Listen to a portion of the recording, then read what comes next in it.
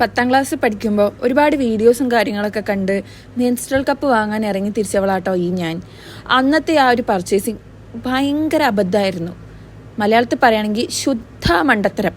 ആ മണ്ടത്തരം തിരിച്ചറിയാൻ ഞാനൊരു 3-4 വർഷം എടുത്തു എന്നുള്ളതാണ് സത്യം. ഡിഗ്രി ഫസ്റ്റ് ഇയർ പഠിക്കുമ്പോഴാട്ടോ പിന്നെ ഞാനൊരു കപ്പ് പർച്ചേസ് ചെയ്യുന്നത്.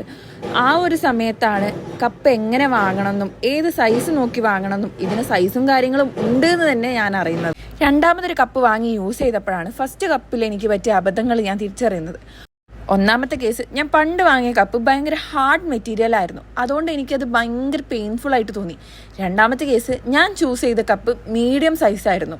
ബിഗിനേഴ്സിന് എപ്പോഴും സ്മോൾ സൈസ്ഡ് കപ്പാണ് നല്ലത്. പക്ഷേ ആ കാര്യം എനിക്ക് അറിയില്ലായിരുന്നു. പഴയ അനുഭവം മനസ്സിലുള്ളതുകൊണ്ട് ഒരു ഇച്ചിരി പേടിയോടെ കേട്ടോ ഞാൻ ഈ ഒരു സാധനത്തിനെ സമീപിച്ചേ. പക്ഷെ ഫസ്റ്റ് ടൈം കുറച്ച് ബുദ്ധിമുട്ടും കാര്യങ്ങളൊക്കെ കാണുമെങ്കിലും പിന്നെ നമ്മുടെ ലൈഫിൽ തന്നെ ഏറ്റവും നല്ലൊരു ഡിസിഷനായിട്ട് നമുക്ക് കപ്പിനെ തോന്നും കേട്ടോ.